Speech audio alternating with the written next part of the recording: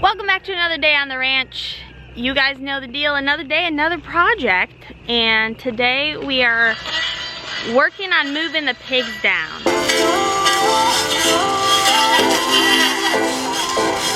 So this past Thursday was pig processing day. So the 6 feeder pigs that we have been raising, they went off to the butcher. We did not process those ourselves the first time, just because we've never done it before.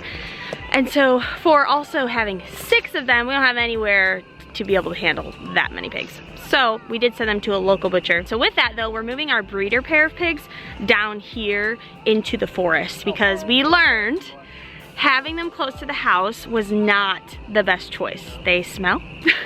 They didn't for a while. They need more area to roam. We also, our breeder pair is different from the feeder pigs that we had. The feeder pigs were like really typical feeder pig breeds, like Berkshire. They were like a mix.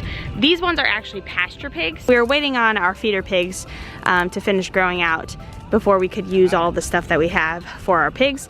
So these are just hog panels. Basically what we're doing is we have the hog panel outside, and then a foot in, we're gonna put more T-posts further down into the ground. We learned that lesson. Even if you have T-posts with electric, they dig out like in front of it. And so then it causes the T-posts to like go in. So you need to put those T-posts like really, really far down in. And then we're gonna have a line of electric, a foot in around all of this. So you have this like backup area here, and then a foot in you have that line of electric. We're really hoping that we're able to train them to the line because we would love to be able to rotate them because that's what Idaho pasture pigs are great for.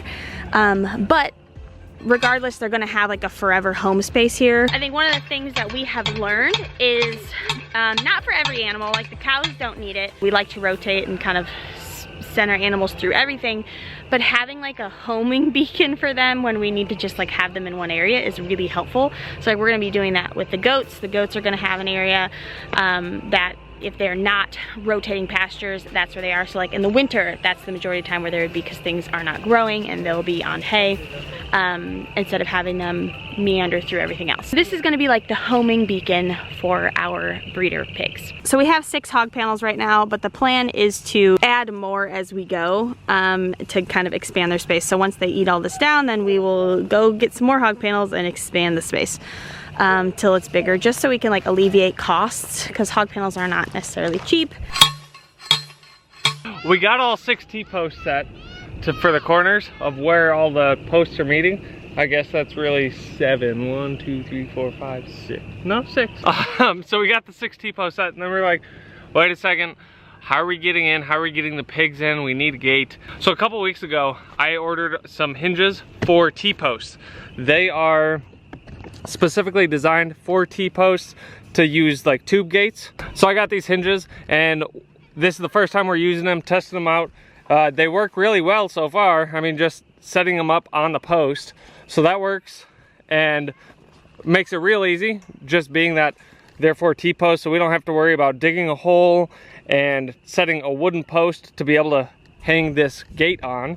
And then also in the backyard, I don't know if we've really talked about it, but we got this new like quick latch. This will go on the post, and then you got this on the gate, and so it just slides in and locks.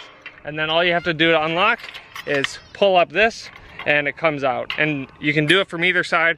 This has been super amazing in the backyard. I bought 2 at the same time. We only did 1 on the backyard gate, and it is incredible. It's so easy, so much better than the chain that we were always working with before. I wish we would have done that sooner. I had the idea, since I had one of these sitting around, that could we hook this up to a T-post? And so I got these basically U-bolts from Tractor Supply, and so with these U-bolts we should be able to actually, I already tested it. This does fit on a T-post, and then when it's locked down, it holds nice and tight. I need to make sure that I set this post in the perfect spot for this to be viable and to work properly. So we're gonna try that. Took a little bit to get these. I did have to bend the U-bolts in a little bit to be able to, or bend them out. I don't know, I had to bend them one way to actually fit around the T-post, and I figured it was easier to leave the bolts attached to the lock rather than taking them off entirely. So now I gotta just try and slip this over Okay, so basically we'll have to set it in this way. We'll get this locked into place. That'll hold it nice and tight. So, yep, went in at an angle. I knew this was gonna be the most challenging part about this setup, is trying to get these T-posts perfectly aligned, perfectly straight. So earlier, when we had to take all this stuff down from where the pigs were previously, we used the tractor, and Tim had this piece of steel essentially that you drop over the T-post, and when you pull on it, it gets a grip. And so we just had a chain from that to the tractor and just lifted the forks, and whew, it took a whopping 2 seconds to get a post out. It was incredible. Ah, I lost the panel. So basically on this side, my hinges are kind of twisted back, so I can basically straighten this out to be parallel essentially with the hinges, and so that will extend it this way a little bit. Meanwhile, kids have been having fun in the creek. Come on, ladies. And Ariana just made them some lunch. Yeah, mac and cheese. Annie's mac and cheese. We're fancy here. There you go. And the kids get to eat lunch out of mason jars down here at the creek. As they're having fun. With us now. She may not want to.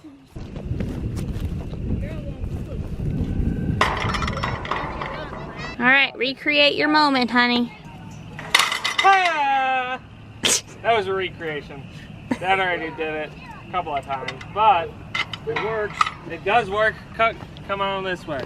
This took much longer than anticipated. A couple of things that we did learn along the way is with this, just because angles and whatnot, it's very, very difficult to get T-posts in perfectly the way you need them, both like spin wise as well as totally vertical.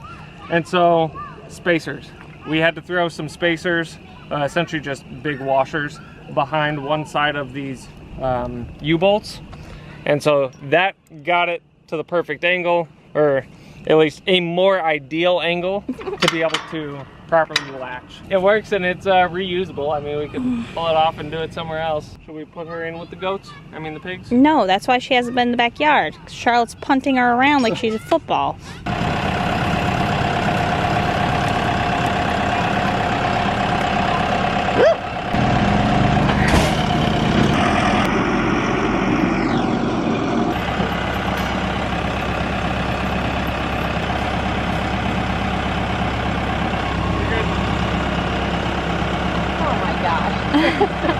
So you know how I was talking about bracing, and I'm not really great at bracing corners? Well, with this gate on that T-post, it wasn't going to be enough. So according to my wife, this is going to be more permanent than temporary. So we just dropped a wooden post.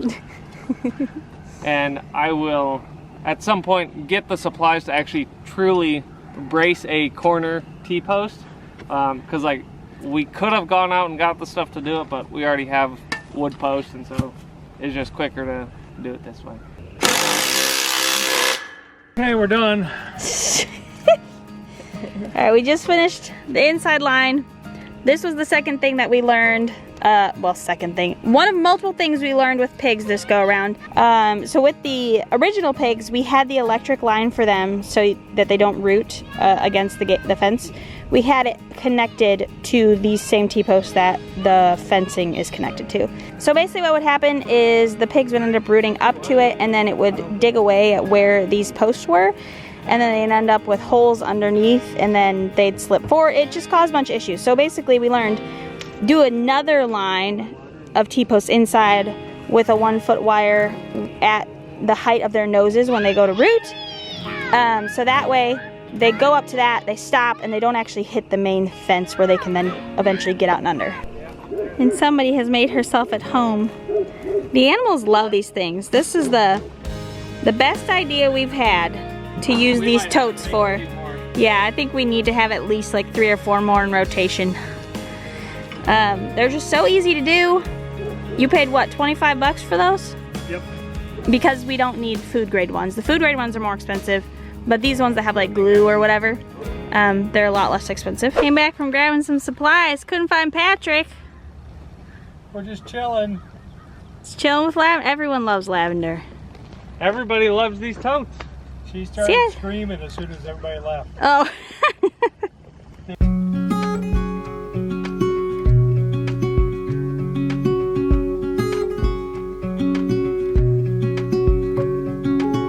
They went and grabbed a ram pump and the generator, and our creek doesn't flow fast enough to give it enough electricity to run it, I guess.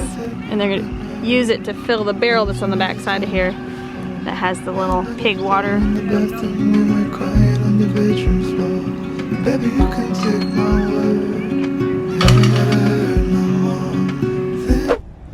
Alright, might be a little bit windy. I lost my little wind muff. We are a couple weeks in. Couple weeks? I don't know, maybe 2 weeks. They have eaten a lot of this. We need to expand. We haven't had a chance to yet. They've been happy campers. I think they've been trained to this line. So previously I would open a gate and they would be at my feet. You can see this gate's wide open. I have feet here. They're not pushing past it. They're right on it, but not pushing past it. This is unheard of. This is also pigs. And this is kind of what we figured out for getting this to stay. We put these T-posts really far down on all the sides, and then we capped them so we didn't have any impaled piggies. And it's been working. It didn't work when we had 6 pigs, but for just the 2, it's been fine. But yeah, I think you guys could see they didn't cross the line that they would have. Like, they would have been on top of me. So I think we've successfully trained them to one line, so we might be able to just extend out with just a line. But we'll see. We do like this for predator protection. It's really windy, so I don't know if you guys can hear anything I'm saying. Plan is to actually we're gonna be doing in-ground fencing for our livestock guardian dogs. So they have full access to the back of the property. And once we do that, then we can let the pigs out of here and do the one line. We're not comfortable doing one line right now because of predators. So the further they get into this forest area, the further they'll be from our livestock guardian dogs. We have a top line here. That is for predator reasons, to keep predators from being able to get in there right now because they don't have livestock guardian dogs with them at the moment. So once we get that in-ground fencing in and our livestock guardian dogs can have a little bit more access to the property, then we will move them to that one line and they'll have a lot more room. But for now, this is working. Oh, and here you can actually see, I was talking about how they root up to the line. You can see how they have a hole here. Now, if that electric had been on this fence line, the hole would be like right at the fence, and then they'd eventually be able to get under, which is why you want that a foot in. We learned that the hard way with 200-pound pigs escaping. So we are not breeding them yet. They are a breeder pair, but the Idaho pasture pigs and the Kune Kunes, if they're raised together, even if they didn't come from the same group of piglets, they will not mate because they think they're like brother and sister. So we're just letting them be together for now until she's big enough. So then we'll have to separate them for, I think, at least a couple weeks out of view, and then bring them back together, and then they should mate and we'll get some piggies, but they're not quite ready for that yet. But I think this is gonna be it for this video. I hope you guys enjoyed it. That's it. I have another one I gotta edit for you guys. We've been doing a lot of stuff with the tractor. We're making paths for horse trails and all kinds of things. So you guys will see that coming up. That's gonna be it for this video though. I hope you guys enjoyed it, and we will see you in our next one. Bye. Oh, this could be the best thing that I'll ever know.